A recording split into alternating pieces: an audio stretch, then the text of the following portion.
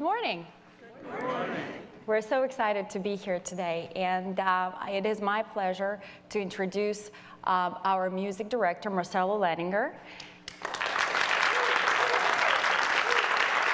and our guest artist, internationally renowned soprano, Dina Kuznetsova.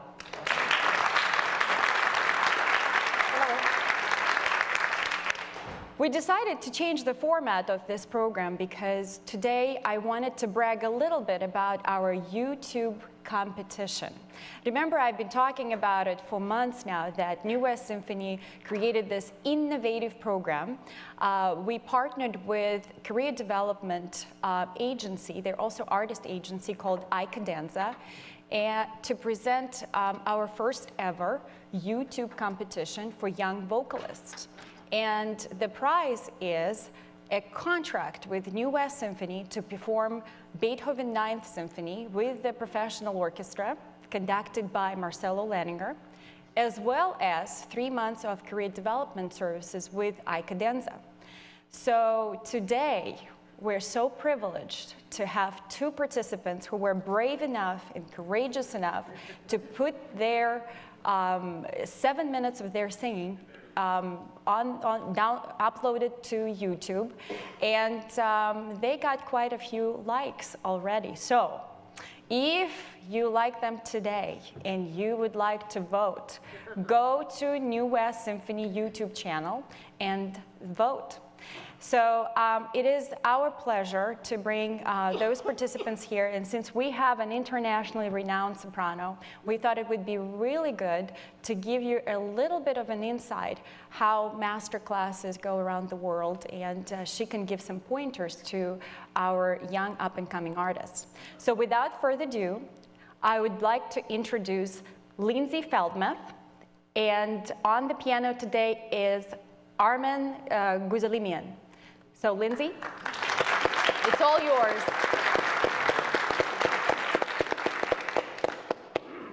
We'd like to begin with Tacea la notte from Il Trovatore by Verdi.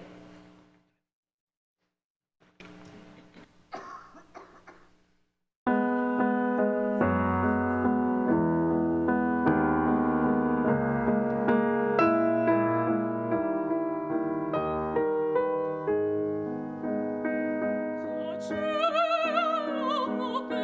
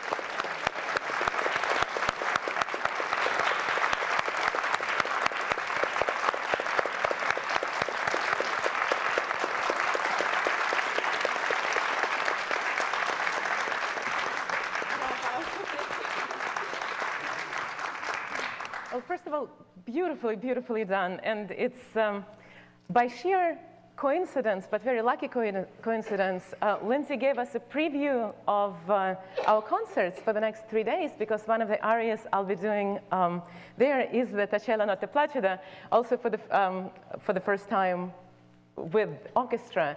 And it is, I have to say, it's one of the most beautiful musics I think ever written, Verdi's Trovatore. Also one of the hardest ones. So it's so brave of you and beautifully done.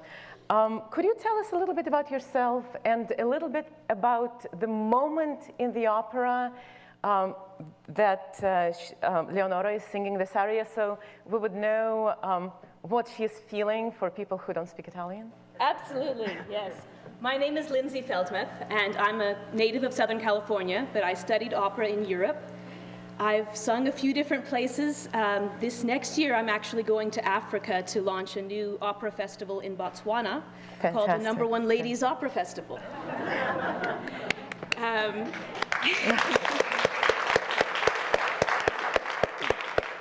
Il Trovatore is the story of a troubadour, a mysterious musician who captures the heart of a young lady in waiting named Leonora. That's our character. And Leonora in this moment is describing how she fell in love with this wonderful, mysterious man she met one day. And so she begins with just the story, her love story. And then she gets so excited that she just runs off into the cavaletta saying, if I can't live for him, then I will die for him, which is a little bit of foreshadowing of how the opera might end. Yes. And again, beautifully done, and you're a professional, clearly.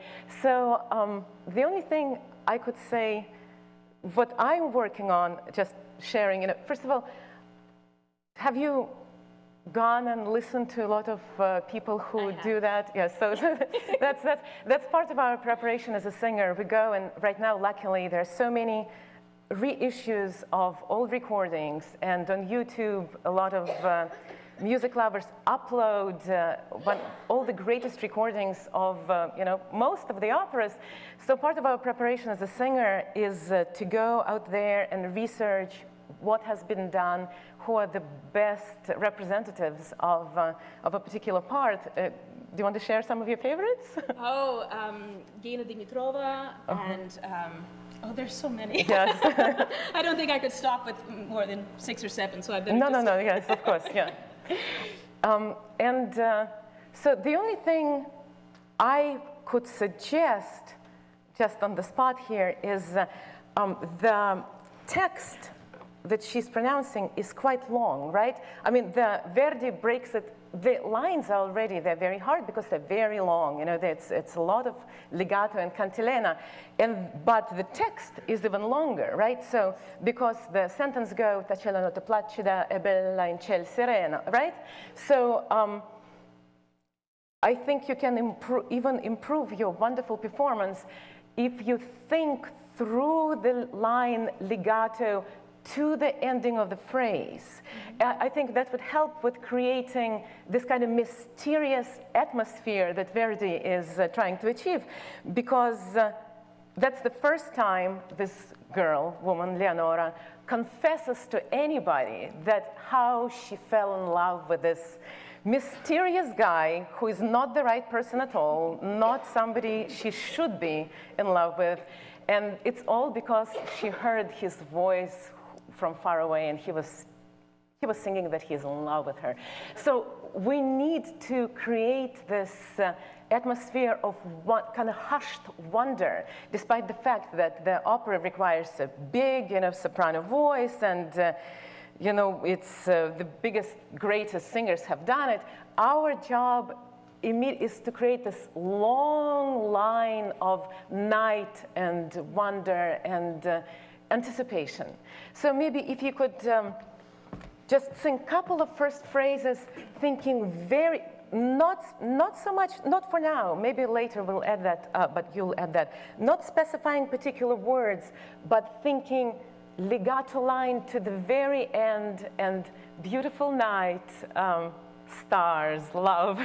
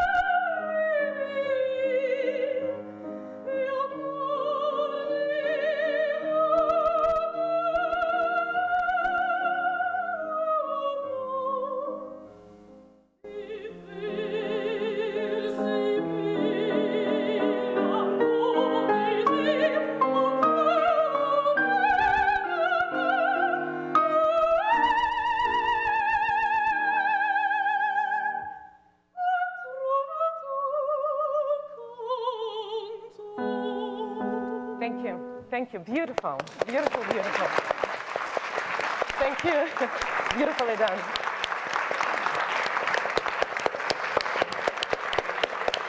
Thank you. Dina, this is a great insight. Thank you for letting us know what we should listen to in the arias. Marcelo, do you want to add anything to this particular aria that we just heard? Well, at first I would like thank you for being here. It's a pleasure being here. See you all again. Absolutely. But I want to mention how wonderful the rehearsal was last night, and how wonderful it's been working with Dina. Thank you. And especially when you have a symphony orchestra, and a powerful symphony orchestra as New West is, and an exciting orchestra as New West is, and the way they play with excitement, and then you have the orchestra on stage playing with the singer. You need kind of to change a little bit your behavior and change how you're playing, because we're following her and we want to make sure that we're not covering her.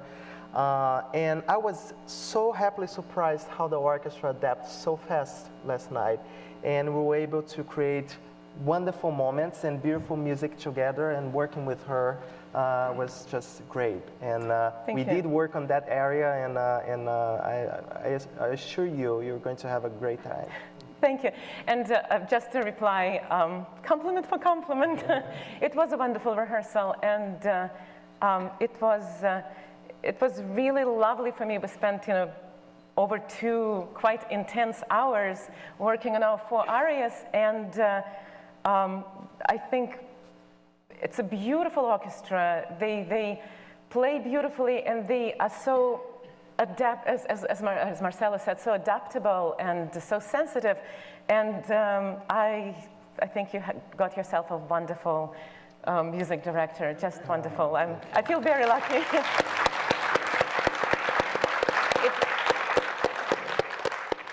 from my perspective, it was very exciting as well, because we haven't done the arias, just the programs, but the programs like this in a while.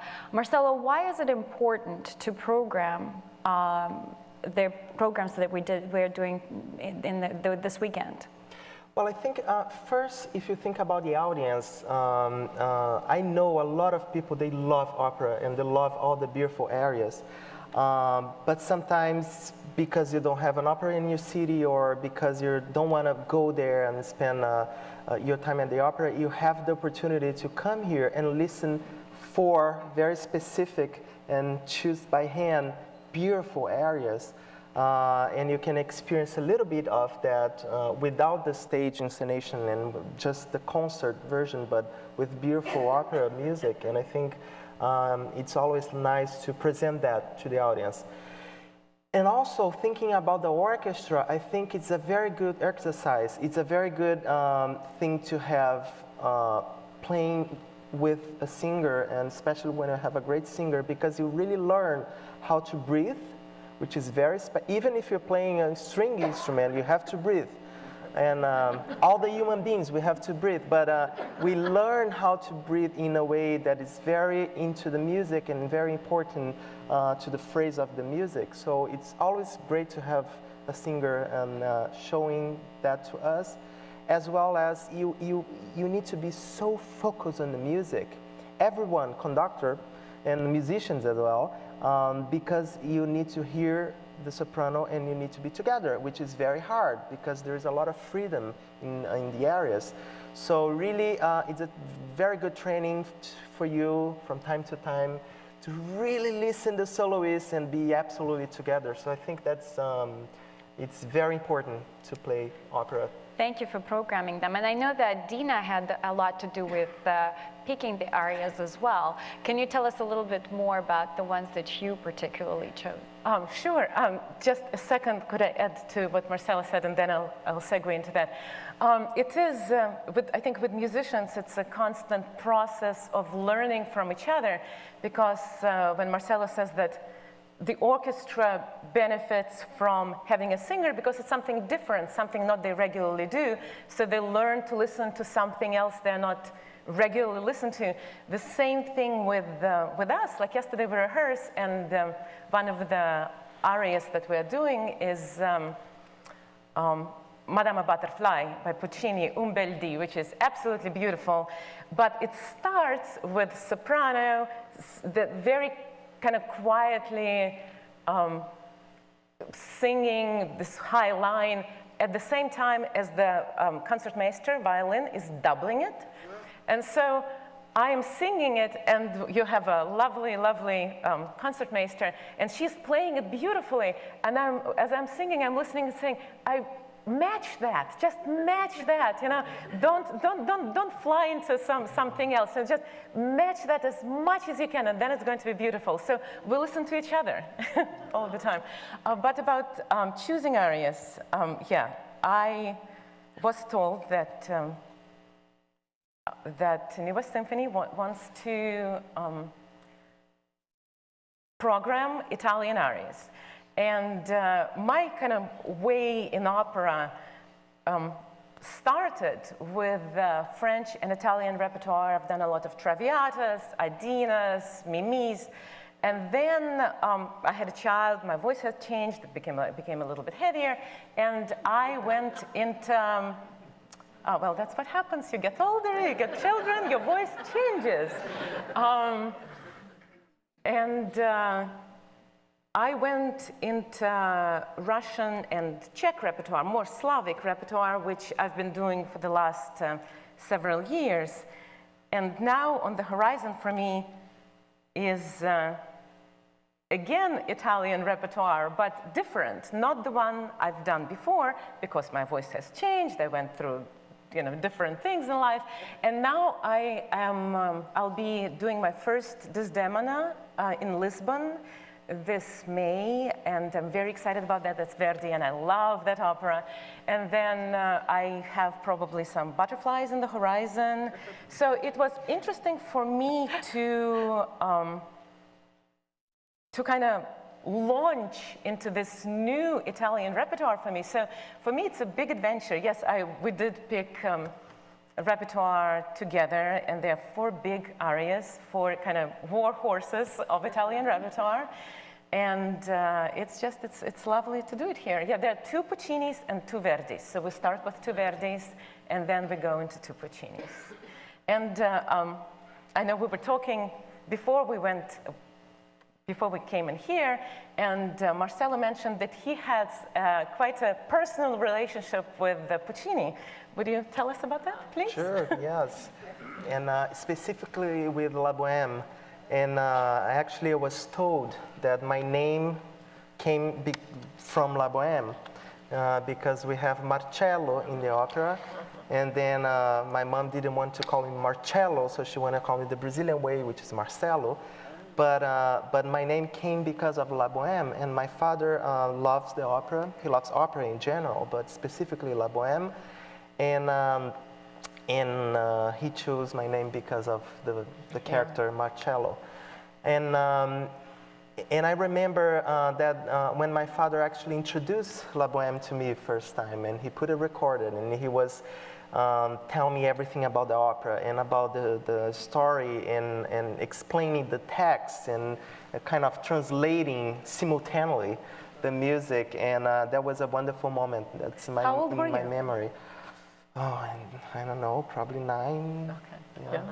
Yeah, very young. It's a very special opera for me. And I remember I'm really sorry to interrupt you, but I remember I felt when I discovered why I'm, Marcelo, and my father explained me about the opera, I became fanatic with La Bohème, and I bought all the recordings, and I was listening over and over again. And I was reading the book, and I went to Paris because I had a dream the Café Mamouze was still there. And I went to Quartier Latin trying to find, but of course it's not there.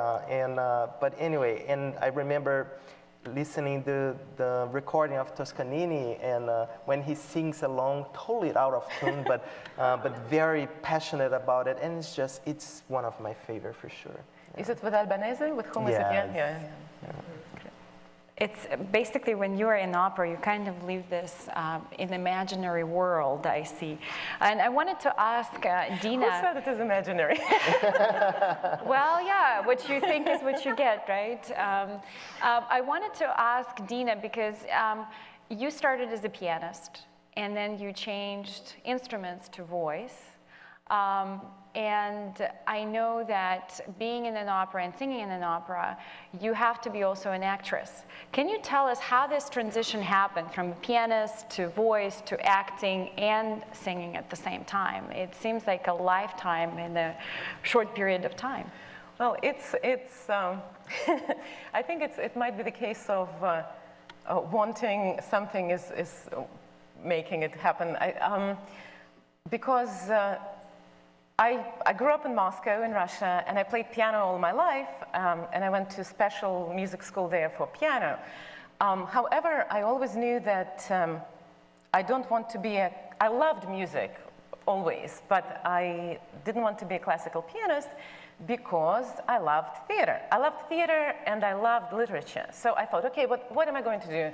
Am I going to go and become am I going to go into literature, into university, become a professor of literature? Am I going to be, I really wanted to be a movie director or a stage director. And I thought, well, I cannot sing, because I always sang with guitars, with family, many voices, guitars, some folk songs. So I never thought I had a professional voice, but I always loved theater. And on my last year of this music high school, I went and I started working as an accompanist in one of the famous Moscow theater colleges, the Vakhtangov Theater College. And so I played for actors for a year, and it was such a happy year of my life because I was this theater atmosphere and combination of theater and music, and then I totally realized that whatever I do, it's going to be a combination of theater and music. But I still didn't think I could sing. So then I went to Oberlin Conservatory in Ohio. My aunt immigrated And then I came to visit her and applied as a pianist to Oberlin and was accepted, and they gave me scholarship because back then I used to be quite decent, not anymore. But so I stayed, and there I explored again. I did musical theater directing, accompanying for singers, and then at some point in my third year, I started taking secondary lessons, voice lessons, and I just got very lucky because a teacher who started me, her name is Mary Schiller, and right now she's the head of Cleveland Institute of Music. She basically dragged my voice out of nowhere in a year. And wow. I mean, I didn't sing then as I do now, but it suddenly became clear to me that maybe it's possible. Maybe I can do it myself. Maybe I won't be directing, maybe I can be myself, all these characters on the stage. And then I just forgot everything. I dropped piano, I dropped everything else. I started, and it was quite scary for a while because when you identify yourself with one thing, even though it's both music, they're quite different. You identify yourself with one thing and then you're not that anymore, but yet you're not yet good at what you want to do. And so it quite a few trying years. But wow, what a story. It worked out at the end. It's great. Thank you so much for sharing this with us. I told you that we have two singers today, right? So we have another young soloist who is prepared to sing for you. And again, for those of you who are watching us on TV, we are right now running a competition for young vocalists ages 18 to 35. And the prize is to get a contract with New West Symphony to perform Beethoven Ninth during our May performances. So it's coming up, and the deadline is December 1st. And after that, we open the best musicians to the best singers to the public for voting. But you can start voting now. So without further ado, I'd like to introduce our next soloist, Danielle Marcelle Bond. So we have a Bond girl with us too. And please welcome back Armen Guzenian.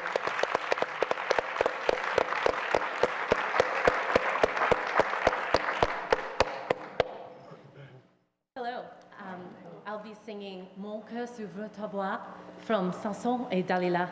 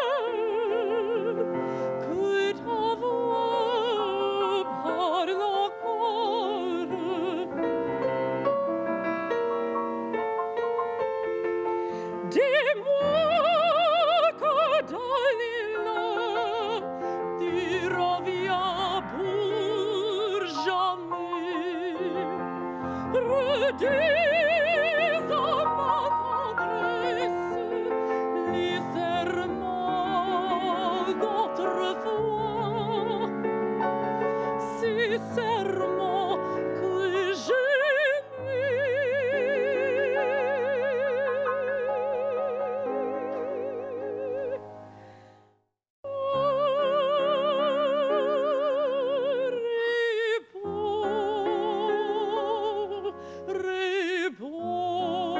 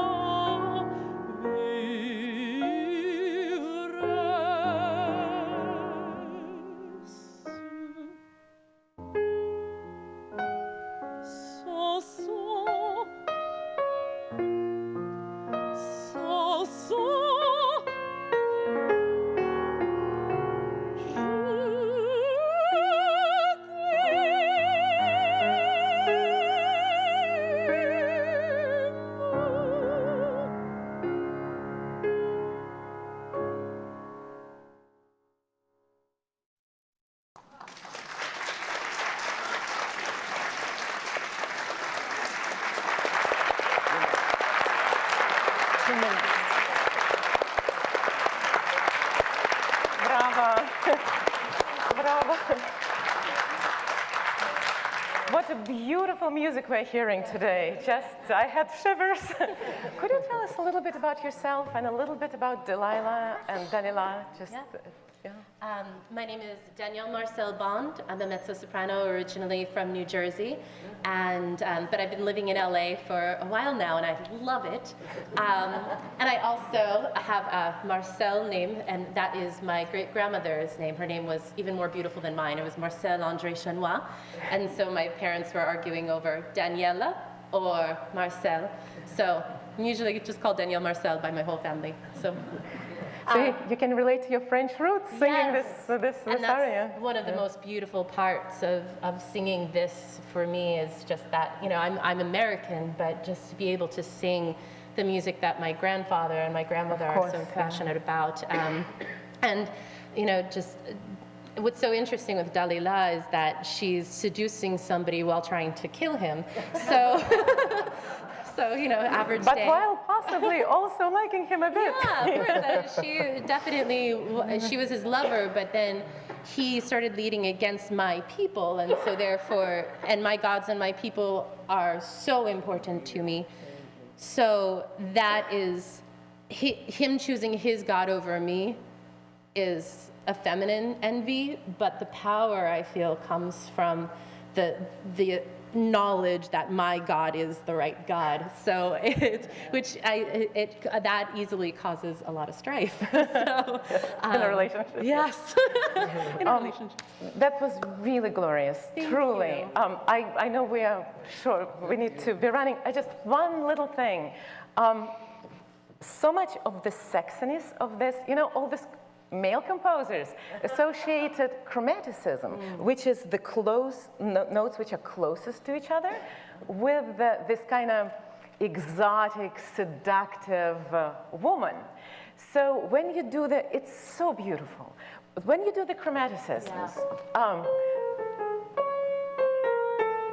when you go lower, don't sell them short, because you're such a beautiful actress.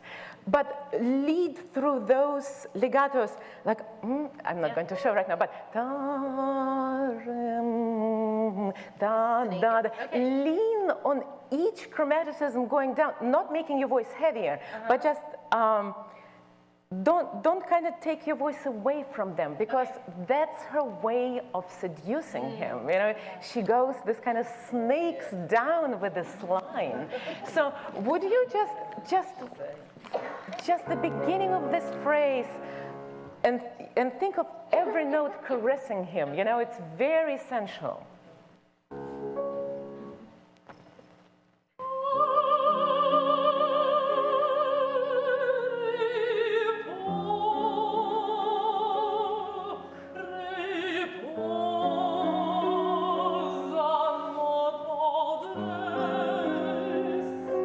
gorgeous. But even here, I know you have to do a consonant there, but if you have to take a teeny bit of time, take it. Okay. Don't shorten that note. Okay.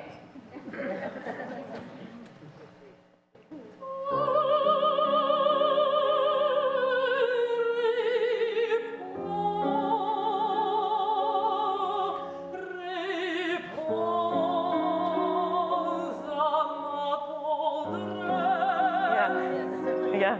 Anyway, play with it, but it's really, really beautiful. Beautiful. Bravo.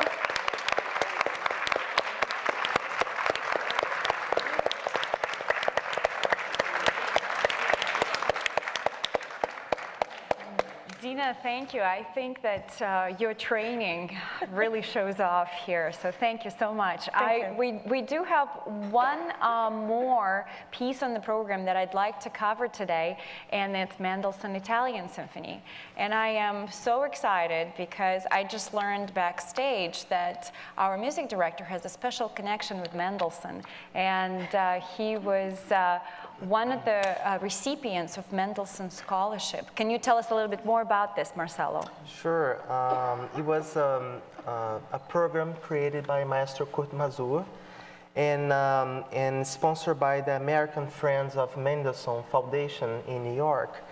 And so I was the recipient of the first Mendelssohn Scholarship, and I traveled for 2 months with Maestro Masur in Europe as his assistant.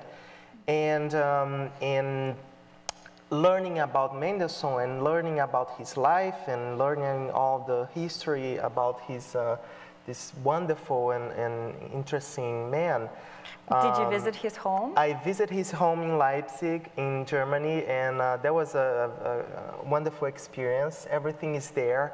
The music room is there, his bed is there, and he did many things outside of music as well. For example, he likes to paint and watercolor, and so all his watercolor paintings are in his house, and also there is a very big music room with the piano, and back in Mendelssohn time he used to do home concerts, house concerts, and they kept the tradition in Leipzig, and every Sunday afternoon they have concerts at Mendelssohn House, which is very special. And of course, I was looking his manuscripts, and I had the opportunity of looking at the Italian Symphony manuscript and learning many things that he composed and then he changed, and that was really a lifetime experience. So now that you conduct Mendelssohn Italian Symphony, how do you feel?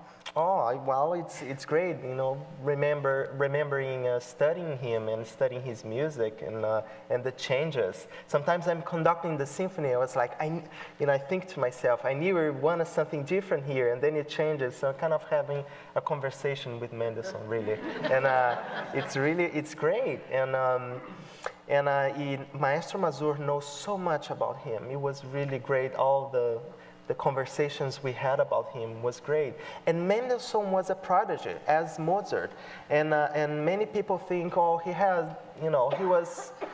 his family was wealthy, his father was a banker, and so not as the many composers we know that had a hard life and a difficult life, Mendelssohn's life was his. That's not true. His life was very difficult. And he was a very interesting man. His grandfather was a philosopher, Moses Mendelssohn, and all the family, they were really talented.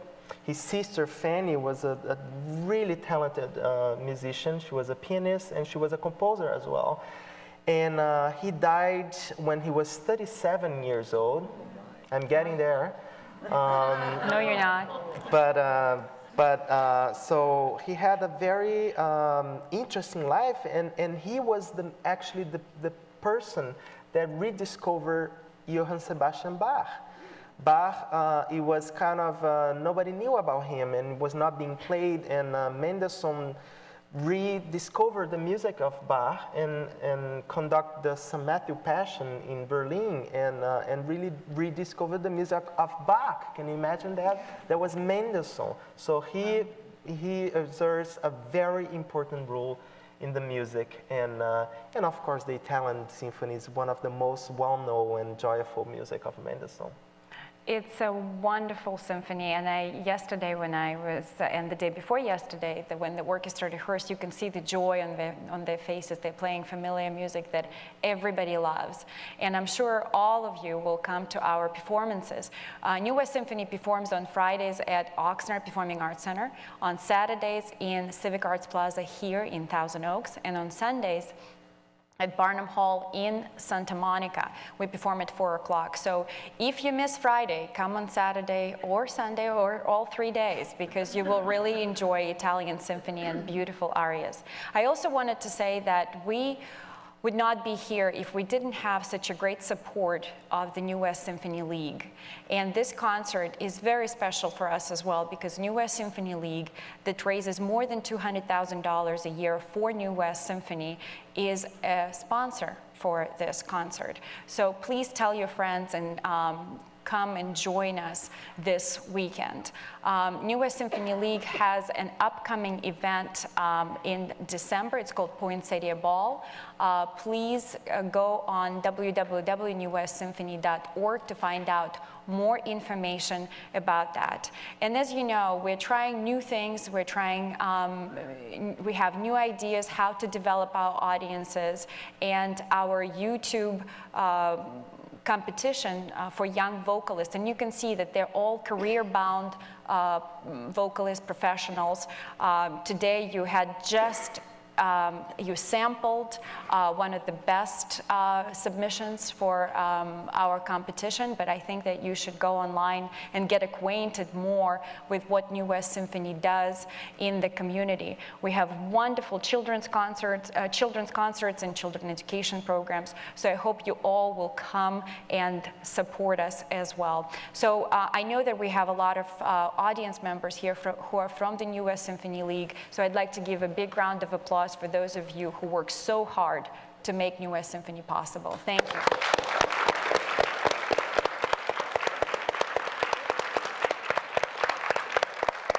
I also would like to thank Thousand Oaks TV, because they were the first ones who came forward and created this wonderful promotional video about our competition. So if you want to see it, go on Thousand Oaks TV website as well. I would like to talk a little bit more about the upcoming program. So what do you want to say so the audience who is not here today will come and sample the New West Symphony? Just a few words from both of you. Well, I think the program, it's beautiful, and you have many different elements. You have the operatic Italian drama and very romantic, as well as you have Mendelssohn, joyful, Italian symphony, which is very different in style. And of course, the name Italian was actually Mendelssohn's, and it was after a trip he did in Italy, and the experience and the feelings he experienced when he was traveling through Italy. Where did he write it? Well, in many places, but he started writing in Italy, and then he finished, I believe, in Berlin, in Germany. But for example, the second movement, the slow movement, he was in Naples, and he saw this procession, Catholic procession, or Christian, if you might, procession, and walking and praying. So he got inspired by that. Mendelssohn was Jewish, and then he converted to Christianism, and he added the Bartholdi surname to his name. So he has many identities that he could relay on and identify himself. And so he got really moved by the way the Italian people were so into the whole praying in the procession. So actually it is in the music as well. So there's so many elements that you're really going to experience something really rich. with opera, with drama, with romantic, with joyful, with religion, with destiny. We opened the concert with La Forza del Destino. So Beautiful overture, beautiful overture. I think there are many elements that's going to make this program really special for you. How about you, Dina? Can you add a little bit more about the arias? Oh, well, first of all, I completely agree, of course, with Marcelo. It is a beautifully constructed program, and it goes from drama to this, kind of light, from drama to light. And the arias, well, again, they are there four representations of some of the most famous Italian arias, and you get first the Italian great Verdi, and of course the style changes, and then we go into Puccini, which is kind of more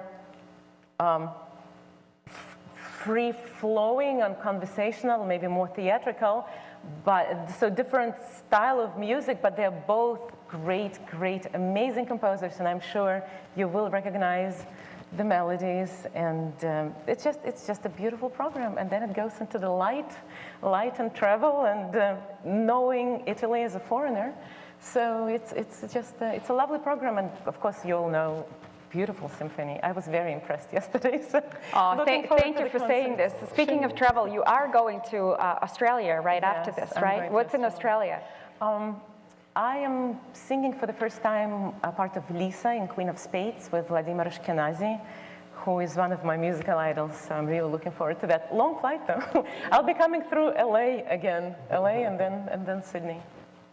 Well, I want to thank both of you for joining me on this program. And today, when we were playing, I realized that we have a virtuoso pianist with us. And he was so exciting and phenomenal that I asked him to close the program with something that he would surprise the audience with. So I'd like to introduce Armen Guzalimian.